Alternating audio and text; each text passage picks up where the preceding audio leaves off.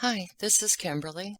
Today's video is a tidied up version of Lauren Arnold's interview with CBI agent 𝐤𝐻𝐢𝐃. If you wish to skip my nannering, and it's going to be a long one, there's a timestamp thoughtfully placed below in the description for you.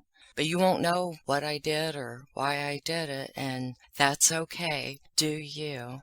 Lauren professes to be a very close friend of Shanann Watts, having gone to school together in Pinehurst, North Carolina, and coincidentally ending up living in the suburbs of Denver, Colorado, a few years after high school. Of course, we all know the story of how Shanann and bird-brained Underhead ended up in Colorado. The nurse Shanann nannied for a few months, while she and Chowderhead lived in North Carolina, and they had just met, actually, and she up and quit her job at Dirty South Customs. After the family she nannied for moved there, Shanann and Christopher went for a visit, fell in love with the place, and took over. Moved in with the nurse and her husband and their children. They wore out their welcome for around a year before moving into the cramped house they could ill afford at 2825 Saratoga Trail in Frederick, Colorado. Lauren's ex-husband was in the military, and he found himself stationed in Colorado. That's how Lauren ended up there. Apparently, after the conscious uncoupling split up, or divorce, whatever you want to call it, Lauren decided to stay put in the area of the Mile High City. When I first began this video, my purpose was to go over Lauren's interview again and to simply clean up what I know would contain CBI agent 𝐤𝐻𝚢𝚗's habitual throat clearing. In no time, I noticed Lauren is a person, meaning after each question from the agent and before answering, she does a long, drawn-out, Between these two distractions, I had a hard time following along at times, especially when there would be an extended silence, followed by pen clicking, table tapping, abrasive note-taking, and papers rustling, crinkling, and crackling. By my extinguishing this shit, it's shaved approximately 20 minutes from the audio clip. No shit. But I'm filling that part up now with my nannering. So it's a wash, but this gives you something to listen to besides that annoying clatter and throat clearing shit, bullshit, horse shit that was about to blow my fucking buttons. It was a long, drawn-out affair that took much, much longer to edit than I had anticipated. Towards the end, I made the executive decision to add it to my like series. After I painstakingly removed the likes and you-knows, of course. Some people have the most annoying speech habits. Christ on a bike about to bugger me dead with their bullshit. So, after I painstakingly remove the likes and you-knows, what will be left then is an easy-to-follow, straight-to-the-point interview. CBI agent 𝐤𝐻𝚢𝚗, he's also an but his most annoying trait is the throat clearing. He does that when he's thinking, I guess. Now, the like series clusterfuck is not to be confused with the Papa Ronnie series that I did a while back.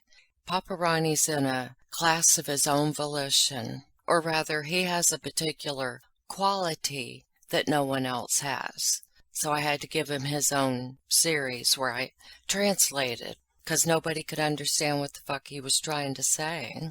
Bunch of goddamn gibberish. Now, in this video, or audio, whatever you want to call it, if I had additionally taken away the likes and you-knows from Lauren's testimony, it would have been, in all likelihood, another 11 minutes shorter. So, therefore, expect that shit when I add it to the Eliminate the Likes project.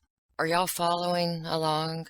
See, I clean up these interviews because I value your time. Anyone can just slap up an interview. I like to put my special Kimberly touch on everything. If I can't do it exactly the way I want, then I just don't do it. Hence why I never get around to cleaning up the messes I leave in my ADD wake. Actually, today, I had planned to exercise, clean the house, and tackle a mountain of laundry. But then I realized that nap wasn't going to take itself. Besides that, I've been trying to get this video out to you for several days now, but drama fills our house and envelops me, drags me down, and suffocates the fuck out of me, much like at your own house. Suffice it to say, some people in my life are like a diaper, on my ass and full of shit. Now, for those of you, do I sound like Attorney, what was her name? Pitmull. Do I sound like Attorney Pitmull? Now, for those of you with a stick up your ass, and no, I've not forgotten that series, but now, for those of you with a stick up your ass, you can always find an unaltered version of Lauren's interview if you prefer. Some people want completely authentic horse shit, which this is. Authentic. You could call it horse shit, too. But all I've done is cut out the annoying as hell cod swallow. If saying and I mean, you know, and like was a flippin' competition, Lauren definitely won in the category of crusfur, lame brain, arsehead, shit for brains, thick as pig shit, ass tart, dickwit, bird brain, donkey dick, knucklehead, goofus, noodlehead, swearhead, dunce, thud clump, blockhead, chump, twitch schlubber, weenie muppet, longer twonk, fucking balloon-headed, numbskull, bucket of bolts, swat's case. I could waste your time and play it all here, but I fear it would drive you mad. I can't stop myself, though. Here's a brief sampling to illustrate.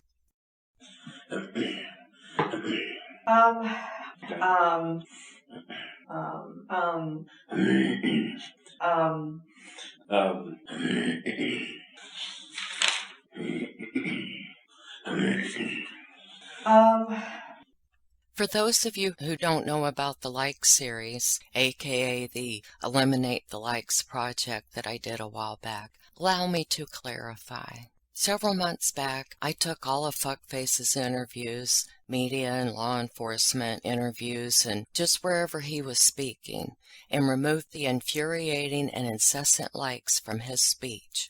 What was left was someone who almost sounded human-like, and it was easier to follow, having excluded the distractions. I also did it for Slutty Barbie. I mean, his harlot girlfriend. I mean, that sexually popular woman Hickey. Nikolai, I meant. I don't think I ever finished up Dickie's interviews. I believe I only completed the why, weeping and wailing debriefing of quickies. If I didn't, I'll go back and add it to the series. In essence, since I've already finished editing Miss Arnold, or Mrs. Arnold, whatever, I think she has a new last name, Oakley. I will do further editing with this one and bitch slap it on the like playlist, too. It's common for me to abandon a project before completion. Therefore, when I promise a new series or to update something, don't anticipate. Not for a second, okay? Just don't set yourself up for disappointment. Alright? The Eliminate the Likes project came about somewhat by accident. I had always had it in my pretty little head to remove the likes from CW's front porch sermon just to see what he sounded like, no pun intended, to see if his words took on a different tone. And to me it did. His words took on an eerie meaning and just some meaning. He sounded a bit more believable sans the likes. He also sounded like he had graduated to being a big boy. Of course, I'll link this shit in the description below, so you can go have a look-see for yourself if you're interested. You know that gives me a happy, right? Another reason this took so long to get posted on my channel, this video or audio, whatever it is my gumshoe senses started tingling, and that required more research. Now, research is totally different for someone with ADD. It takes you off track for days. But this is what led to it. This is what I was able to find once I stopped looking at other shit that had nothing to do with this. But first of all, why didn't Lauren mention the news segment she did alongside the Denver TV news station 9 News, where she showed pictures of Shanann? I'll link it at the end of this, I guess. Well, fuck that. Why don't I just go ahead and play it here so we're clear on what I'm talking about? I tend to get people lost sometimes. Why am I being so fucking indecisive? I'll tell you why. I'm tired. Mr. Kimberley and I are full-time taking care of 2 grandchildren, and we don't spring back like we used to. Kind of like, you know how your skin will lose elasticity as you age? Like that. Damn, this is going to be a long video. I might have to split some of this shit up. We'll see when I get to the end or whatever. For fuck's sake, Kimberley, you said you were going to play the video here. See, got CRS going on. Can't remember shit. I'm telling your doctor. Who are close to Shanann and her daughters are still trying to come to terms with what happened as well. One of them wanted us to know more about the woman at the center of this investigation. Our 9 News reporter 𝐬𝐢𝐽 Gutierrez sat down with one of her childhood friends. There's one really good picture of her. Looking through her pictures. It was Bella when she was a baby. Is almost therapeutic for Lauren Arnold. Well, when I see the pictures, it's like it hasn't happened. She's known Shanann since high school. She was just one of those people where if you were upset and you need to talk, you could call her. If you were excited about something, you could call her. She was that friend. Definitely that person. Always happy. Oh, she was an amazing cook. Always about her kids. She was made to be a mother. So you could tell just they were her life. Bella and 𝐷𝐷𝐷 were not too far apart in age, but boy, were they different. She's the sweetest little thing. Bella was shy and quiet. And 𝐷𝐷𝐷's a little firecracker. She is a big ball of energy and crazy. Just like the complete opposite of Bella, but just as sweet. Everyone was so excited about the little boy they were expecting. Bella was excited about having a baby, so she was constantly like rubbing her stomach and talking to her stomach, and while 𝐷𝐷𝐷's like climbing on chairs and pulling stuff down, and yeah.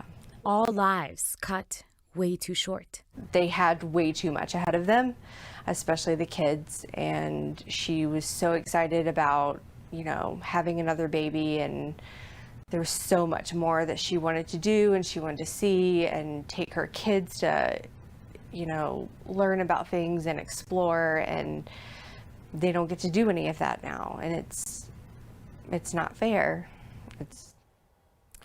Lauren has been trying to get Shanann's parents here from North Carolina. It's all just been so stressful for everyone, and coming to terms is still so hard. Tom, so important to hear from the family and who they are.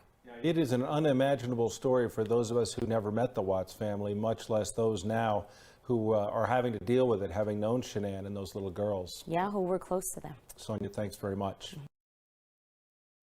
Lauren told Zettner the news media was hounding her, but failed to disclose that she did an interview with 9 News. Well, yeah, they're going to hound your ass when you're freely handing out private information as a family source, a family friend. A lot of damn nosy-ass people around there, inserting themselves any way they can. It was posted on their site on Thursday, August 16th, 2018 at 9:28 p.m. Now, in listening to it again and going back to take a look at some news stories, it seems to me, I could be wrong, but it seems obvious to me it was Lauren who leaked to the news media the tidbit of fuckface jackass confessing, quote-unquote confessing, to murdering Shanann and the girls. He did confess to murdering Shanann, but not the girls. He lied on Shanann and said he did it in a rage after she strangled or smothered, he couldn't remember, Bella and Celeste. We've never seen footage of Chris admitting to anything else. The reason I feel it was Lauren is because of an online news story from 9 News the following morning, so the Thursday morning, the 16th. I'll read that to you in a minute. And then it seems to me law enforcement confirmed it the next morning. According to Jace Larson, however, he said they confirmed it that night. He posted a little ditty around 12:54 a.m. on the 16th. Tonight, we have learned from 2 law enforcement sources who are close to the investigation. They tell me that this husband has confessed to killing his family, and he is now detained. We have also learned some other information here. Law enforcement believes they know where the bodies are buried, and they are in the process right now of trying to recover those bodies. Police officers and other officials working on this investigation are not releasing much more information. Lauren tells Mr. Zettner she received a phone call from Sandy Ruszczyk on Wednesday night saying there was going to be a news story. She says Sandy Ruszczyk told her he's been arrested because he admitted to knowing where the bodies were, but the news is going to report something different. That sounds weird and dubious, right? And kind of ominous. I don't know. That's admitting to knowing where the bodies are and confessing to all of the murders are two different things. And I wonder, did Mrs. Ruszczyk know at this point that Fuckface had confessed to killing at least Shanann? But she would have to, because they always tell the family before they tell the news media, I think. Correct? Well, they didn't necessarily follow all of the rules and protocol there at the Frederick Police Department, so there's that. As you can see from this online news report, they appear to have broke the story at approximately 9:52 p.m. Wednesday night. This is the 10 o'clock breaking news story that came out.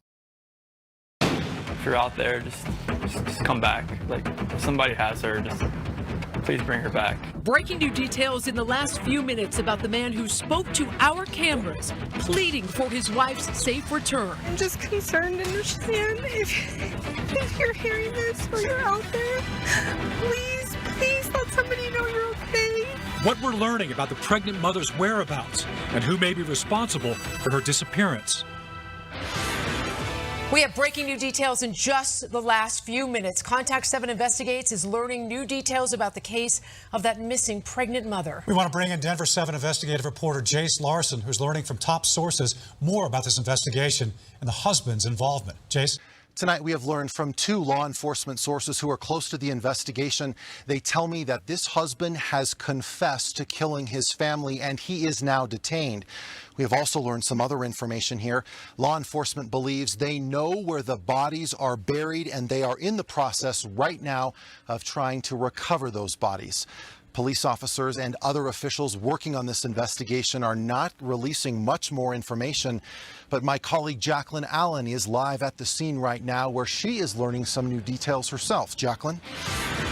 That's right. Police are still here tonight at the house watching. Now, we just talked to Chris Watts yesterday, and the way he acted, the bizarre things he had to say, that raised red flags for police and for basically anyone who saw that interview. We want to show you some excerpts from that interview where he talks about having words with Shanann that night. It wasn't like an argument. We had an emotional conversation, but I'll leave it at that. But I just want them back. I just want them to come back, and if they're not safe right now, that's what's tearing me apart. Because if they are safe, they're coming back. But if they're not, this has got to stop. Like, somebody has to come forward. Chilling to see those smiles and to hear that now, especially because neighbors, friends, family, they say they seem like a happy family. Even Shanann recently posted a video on Facebook detailing their entire relationship and saying Chris had stuck with her through health challenges from the very start. He went to my colonoscopy. I tortured him. I rejected him. I pushed him away time and time and time again. He knew me at my worst, and he accepted me. 8 years later, we have 2 kids. We live in Colorado, and he's the best thing that has ever happened to me. So what changed tonight, we do not know, but we do know that she was gone this summer, spent 6 weeks with her family in North Carolina, recently came back after a work trip. Now, police say they will be giving an update with more information at 9 tomorrow morning. We, of course, will be all over that. This is not the ending that anyone wanted in this story. Reporting live, Jacqueline Allen, Denver 7. So that post was around 10 p.m. Breaking news, of course, at the top of the news hour. This is 12:22 a.m. from 9 News showing Asshat's truck being towed. And then Jacqueline Allen from Denver 7 made a report. It was nearly 1 a.m., and I'll just show you that real quick, too. Hi, I am live right now outside the home of Chris Watts and Shanann Watts, and you can see behind me, police are here right now processing the evidence inside the home. Denver 7's Jace Larson was able to confirm through sources that Chris Watts has confessed to killing his pregnant wife and their two little girls, Bella and Celeste. And we know that right now police are digging up the bodies, that they know where the bodies are and that they are looking for them right now. So right now police have been towing a truck that was parked just a couple of houses down. We didn't know it was connected to the house, but they towed that as well. And they just came out with the family's dog in a cage as well. So they also went in there with evidence bags, and they showed up right around 10 o'clock, right when we were working on the newscast, and when we reported that this confession had been made. And obviously this is incredibly shocking for neighbors who have seen this couple, this family walking around the neighborhood. They say they seemed very happy, seemed like a really great family. I did talk to one neighbor though, Mike Hendrickson, who lives just a few doors down, and he told me he suspected this from the very beginning. He thought that Chris seemed a little bit aloof, and that something seemed just a little bit off about him. He said from the second he heard that this wife and the two girls were missing, that Shanann and Bella and Celeste were missing, he thought this could be something similar to the Scott and Lacey Peterson case. And he said, I really hoped in this situation that I wasn't right. Obviously it's really hard to think about this is how this is ending. These two little girls, beautiful little girls, and again, Shanann was 15 weeks pregnant and had been talking about that on Facebook, talking about how happy she was about that. So I just wanted to give you a live update, answer any questions that anyone had, and point out that this is going on right now. We're being told that someone with Frederick Police will be coming out here to give an official update on the fact that Chris Watts has been detained, and we're trying to find out some more information about exactly what that means and where they're looking for these bodies. So that's our report live here from the scene. Thanks for watching. I mean, this shit went on all night. Here's a photo of mourners gathering outside the house, beginning to build the memorial. So many things about this case that are just, we don't have the whole story, people. Anyway, as I said, he had only admitted at this point, to our knowledge from the video that's been released, to killing Shanann in the police house interview. I'm sure there was more, well, I know, that went on that's not been released to us. Of course there was, but he had to have confessed to all of the murders at some point, correct? Because he pled guilty. On the other hand, why didn't Zettner press her about this? The interview she did with 9 News, I mean. There must be a reason he glazed right over this. But allow me to show a few more examples of why Lauren Arnold leaves me scratching my head. Or perhaps I need to wash my hair. Anyway, so this story reads, pregnant mom, 2 daughters missing in Colorado have North Carolina ties. This is a North Carolina news station. Lauren was quoted as saying, Shanann has a schedule and she goes by that schedule and she does not deviate, said high school friend Lauren Arnold. Arnold said she moved to Colorado around the same time as Watts. The girls are on a schedule. She has things that she does every day. A dead cell phone is not an option for her. She always has her communication with her. Then this was published 6:46 a.m. Eastern Daylight Time, so it would have been 4:46 Colorado time, Thursday, August 16th, 2018. Quote, and a family friend told KUSA, which is Channel 9, Lauren's apparent go-to station. Late Wednesday, family members had told her Chris Watts, Shanann's complete and utter failure of a husband, had confessed to killing her and their 2 daughters, Bella 4 and Celeste 3. A law enforcement source familiar with the investigation confirmed those details to 9 Wants to Know. It continues and then clarifies who the family friend is. The friend, Lauren Arnold, told 9 News she learned Wednesday the missing mother, who was 15 weeks pregnant, and the girls were believed to be dead. I've always assumed it was Tammy Lee or Coder who may have contacted the news so quickly. But in reading the news story, it doesn't seem to be how it went down. I mean, this was just hours after they got him to tell where the bodies were in the tanks and where Shanann was buried in the field. It may have only been an hour, singular, 1 hour. I know it wasn't that damn long. I am led to believe she may have been quite the regular news source on those occasions when they only reference a family friend. I'm almost positive that it was Lauren every time. I do know for sure she chatted up with 9 News in Denver and WTVD-TC in North Carolina. However, live news reports from Denver 7 reports they confirmed through law officials. That was Jace Larson, making me wonder still, did Lauren Arnold first leak it to 9 News? You know how word travels fast like fucking grease lightning in the media. Now, this was published Thursday, August 16th at 11:25 a.m. Eastern Daylight Time, so 9:25 a.m. Colorado time. The husband of a missing Frederick woman and their 2 daughters has been arrested in connection with their disappearance. Police confirmed early Thursday morning. A law enforcement source has told 9 wants to know that Shanann Watts and her daughters are dead, that her husband, Chris Fuckface Watts, has admitted to killing all 3 of them. Shanann Watts was 15 weeks pregnant. Chris's sorry ass is being held at the Weld County Jail. He's due in court at 2:30 p.m. Thursday afternoon.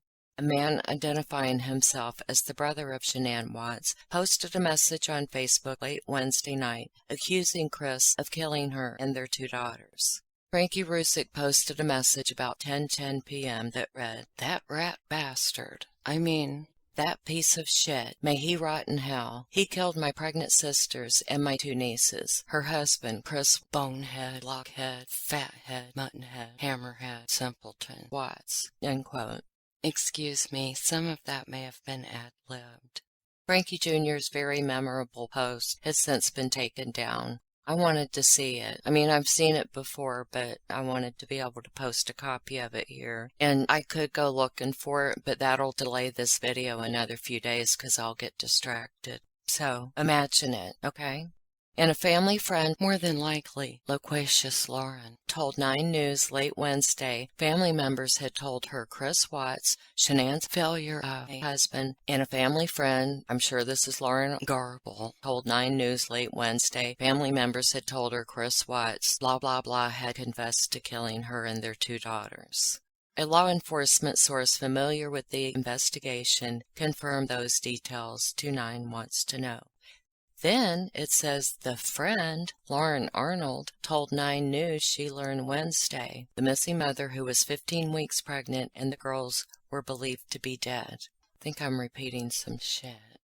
I believe they are pointing out that loudmouth Lauren told them before law enforcement confirmed. Because confirmed means they've been told already, but it's not been, confirmed. Established, validated, verified, acknowledged, that kind of shit. What? Okay. Liquid gold?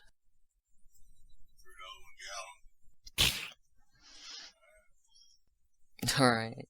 Damn. This is from Kimberley Johnson from a newspaper called The Patch. This was posted Friday, August 17, 2018 at 12:23 p.m. Eastern Time, 10:23 Colorado time. And it talks about the fundraising campaign that Lauren did. A fundraising campaign was launched earlier in the week to assist Shanann Watts' family in North Carolina travel to Colorado. A lot has changed, especially the needs of the family. The campaign started by Watts' friend Lauren Arnold said, "We need everyone here helping, especially Shanann's family. I can't imagine being so far away in this situation. Help me ease the financial burdens they may face and get them to Colorado to get their beloved girls." As of Friday morning, $54,584 had been raised for the family, and they went on to exceed that. I believe a little over $100,000, if I'm not mistaken. That's a damn Hercules pile of change. Now, the agent did question Lauren on the fundraiser, but still, she never mentioned being an informer to the media. Another thing that stood out to me, how do these people get through these interviews without boo-hooing? I wouldn't be able to catch my goddamn breath. Not only is my so-called long-term and very close friend and her children deceased, but they died in such an unusual and horrific way, murdered by their jackass husband and coward monster of a father. How are you not going to cry when you're talking about this? She's just talking like she would to another mom at a PTA meeting or something. What you do, haul off the bodies or something? Bullshit like that.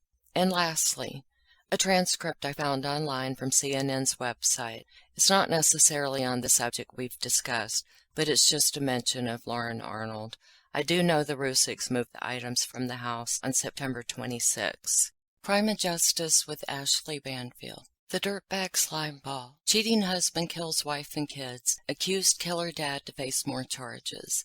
Exclusive new details to the Chris Watts case, and this aired between 6 and 8 p.m. Eastern Standard Time on September 25, 2018. I was unfortunately unable to find this part of that broadcast. They chopped up Ashleigh Banfield's Chris Watts stuff into segments, but not all of the segments have been preserved that I can find anyway. How dare they fuck with Ashleigh's artistic pieces? I love when she goes off on fuckface.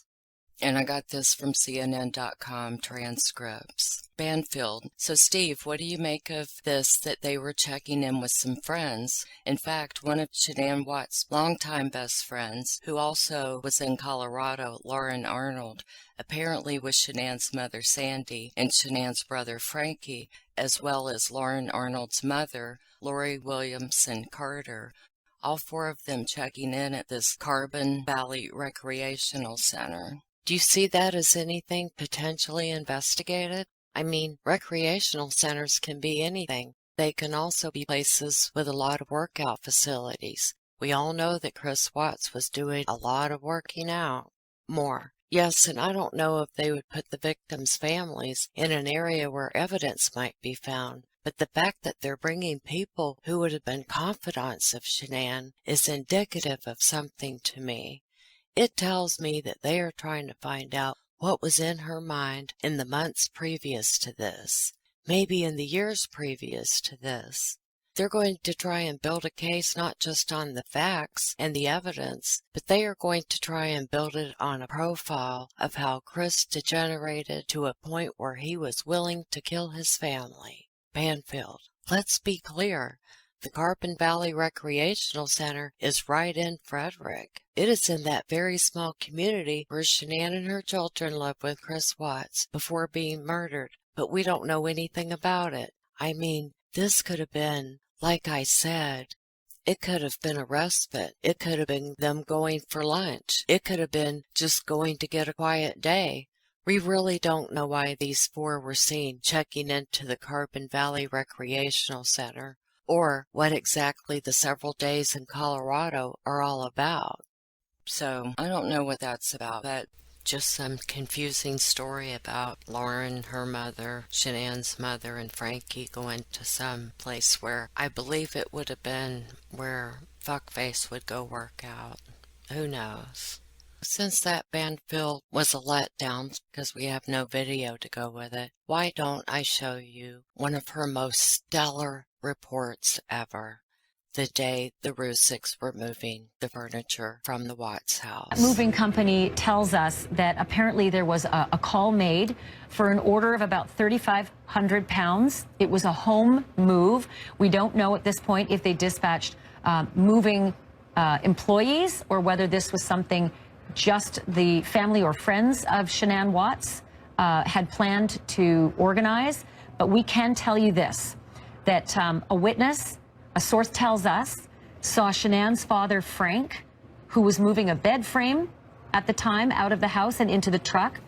They said that they could say they noticed that he was red-faced and sweaty. Perhaps he had been moving more things prior to when they saw him moving the bed frame. They also said they saw him moving what looked like a mirror covered in a blanket out of that home.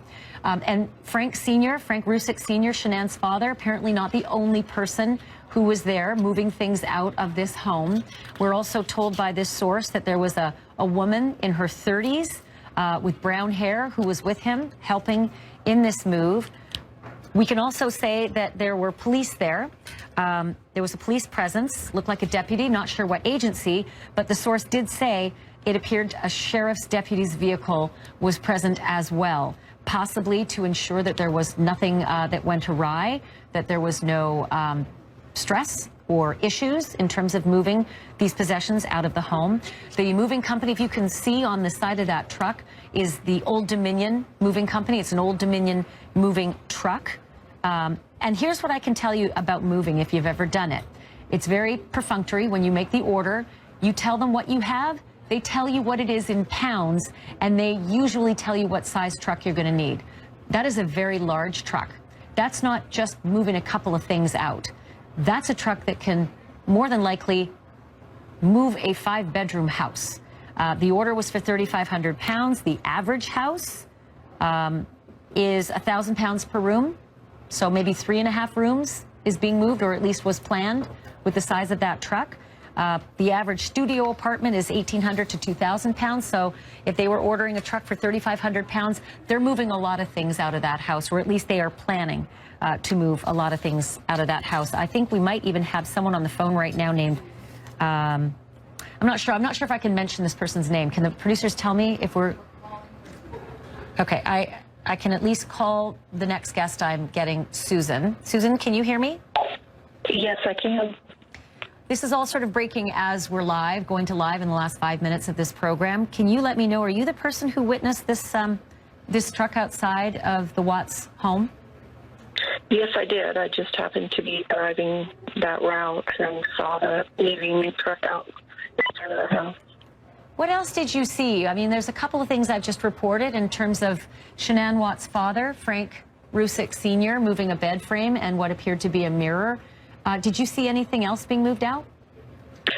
No, those were actually the two things that I witnessed. I did notice that each time they loaded something, they did close the back of the moving truck. So that kind of caught my eye. But for the most part, I was just driving by, and Frank turned around and looked at me as he was going up the ramp to load the item onto the truck. And do you actually know Frank 𝙭𝚘𝚘𝚗 Sr., Shanann's father? No, I've only seen pictures of him. That's where I instantly recognized him. Did you recognize the woman, the 30-year-old-ish woman who was with him? No, I didn't. I didn't know it. There were several other vehicles parked in front of the house or in close proximity, so I didn't know if maybe it was friends. They all had Colorado plates. They all had Colorado plates, several other vehicles. Did you notice other people other than those two who you identify as Frank 𝙭𝚘𝚘𝚗 Sr., Shanann's father, and an unidentified woman in her 30s with brown hair? Did you notice anybody else helping in this process? No, those were the only two people. Right. And how many vehicles did you see in addition to the moving truck? There were, and some of them could have been for neighbors, but right in front of the house, there were two. I know one was a Ford SUV, and I can't recall what the other one was. Sorry. Was the garage door open in the home at the time you drove by? No, it was closed. They were appeared to be moving things out the front door. So the front door was wide open as you went by? Yes. And then were you able to see if there was perhaps a Lexus? Because Shanann used to drive a Lexus, and at the time of the, I guess, the offings of the crime, at the genesis of this being a crime scene, Nicole Atkinson, a friend of Shanann, said she saw Shanann's Lexus inside the garage with the car seats inside, and I'm just wondering if it's still there. That I wouldn't know. I definitely, this truck is so big, it literally blocks the entire front of the house and the driveway. But when I was returning and driving in the other direction, I did not see any vehicles parked in the driveway, and the garage was definitely shut. Since Lauren's interview is so long, I am going to post that by itself. I've made this executive decision now. You will enjoy that in the next video. Please stay tuned for Lauren's interview conducted by CBI Field Agent Greg Zettner at the CBI Denver office on September 6, 2018. That video is linked at the end and down in the description so you don't get lost like I do. Love you guys. Hope you find this video enjoyable, maybe some stuff you've not seen. Much love and peace, and thank you for listening.